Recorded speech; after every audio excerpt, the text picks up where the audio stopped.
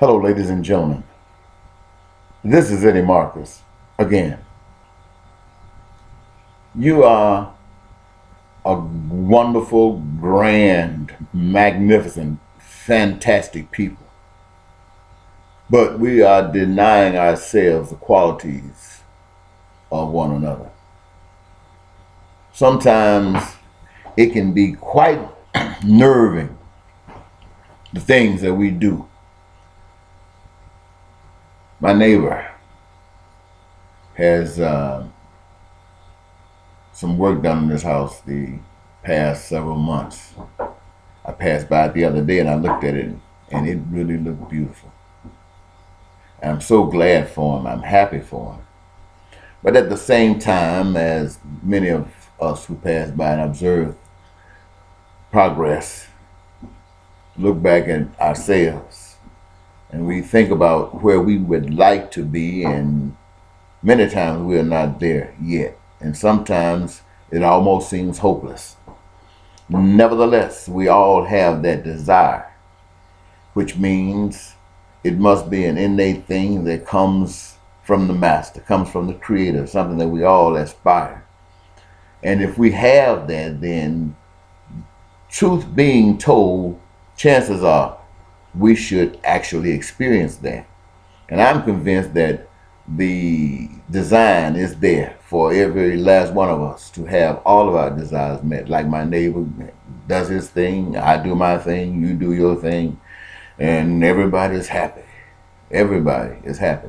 That seems to be the way that life is supposed to be for me. But sometimes we think about powers outside of ourselves, powers of principalities, and and if you focus on it, sometimes you come up with a lot of information that you've heard others say. Perhaps we ourselves haven't given it, some of us, that much attention. But if you have, I'm sure you have your own analogy. And the one that I'd like to share is that it's almost like God having two sons, one named Jesus and one named Lucifer. And God loves them both. But for some strange reason, there appears to be a side of Lucifer that's quite different than that of Jesus. Now, who's to say that one is better than the other?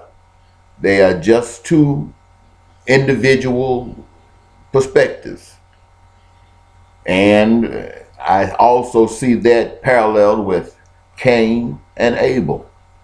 We know that, well, at least the story goes, that Cain, for some strange reason, maybe the reason that is given in the story, or it could be another reason, but he acted upon Abel and took Abel's life. And Abel lost his life because of the character that he possessed. Abel lost his life because of who Abel was. And Cain didn't like him, couldn't stand him, to the degree that he took his life. Now that action was perpetrated on hate. That action was perpetrated on envy. And that is the same action that is the cause of all the evil things that happen on this earth, around the world. And I see Jesus not here anymore, being a spirit. I see Lucifer not here, but in spirit. And at the same time, I see men who came out of the garden led by sin. And all that the earth had known was sin, even through those known as Abraham and those earlier prophets. The world still only knew sin, which is why the flood. But even after then, the world only knew sin. So the world was getting a chance to see the results of the influence of Lucifer, who had been kicked out of heaven because he wanted to go away contrary to the principles of the Father, which is no different than any father-son relationship. When one gets grown, he want to leave home, do his own thing. So that's why he left home. Well, the story says he was forced out, and all those who he had influenced. And so they were kicked out. But Jesus kind of reminds you of the good son, one that stayed at home. And an occasion arose where Jesus was sent to earth to be an example. The earth had an example. All human beings had an example of what it was to follow Cain. They all had an example of what it was. Because when they came out of the garden, they came out with that attitude. They came out with that consciousness. And everything since has just been a result of that. But we had not had the experience. We had not seen or heard of that one that represented the other side. And so Jesus came to let us know what it was like to be able, what it was like to try to please the Father. And we, the story goes, had experienced magnificent things, as we are called to do today, those who believe, genuinely believe.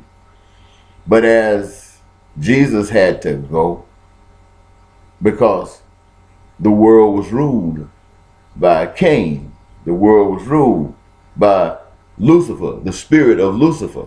You see, both Jesus, both Lucifer, spirit drawn into the lives of individuals through influence. Lucifer goes into the spirit. The influences our spirit. Christ influences our spirit. And when we're influenced by the spirit of Lucifer, we act a certain kind of way. When we are influenced by the spirit of Christ, we act a different way. At least we're supposed to. But we have been taught, we have been deceived into believing that to act like Christ is to be complacent, is to be passive and just wait it out. While being led by Lucifer, you're constantly building. You're constantly cheating, creating reasons for cheating, creating reasons for lying, creating reasons for stealing, creating reasons for poverty, creating reasons for deception. All of this so that some who's doing the deceiving can reap the rewards and call themselves riding on the top by their deception, by their ability to lie, by the ability to get away with it.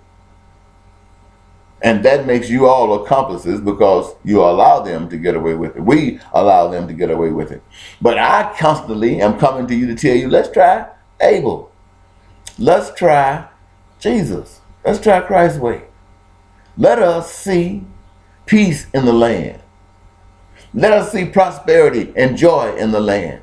Let that spirit on the other side come into us and not just think about something in a far off land, but see that here in the midst of this hell. Deal with it. Take the light to the darkness. Move that darkness by your truth. Move that darkness by your excitement about life. Do it. And build peace here. Now, that's a requirement to reap the rewards of that. And there's a thing going on around here that you might not know about. But you can't fool God. You can't fool Christ. You can't slip in nowhere. You're not smart, that smart. Look, the devil been ruling our lives all our life. We can't call ourselves smart at all. We would be wise if some spirit touched us and helped us out so that we can make a choice that's in our favor. But here we are. What are we going to do in a world that is controlled by Lucifer's spirit, where they own all of the devices that'll take your life? And you know we all want to live, except those who have changed, those who been born again, they don't ever see dying. That you heard the Bible say you should live forever, everlasting life.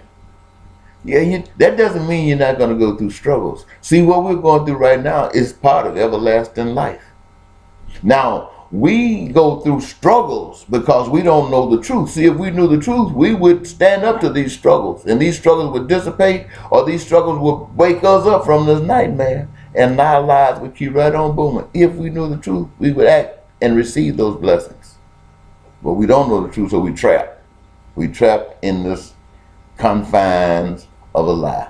Well, look, I don't want to take more time than this. I just wanted to give you my thoughts of today and hope that they may resonate and mean something to others other than myself alone. So next time, I'll be, again, Eddie Marcus. Bye-bye.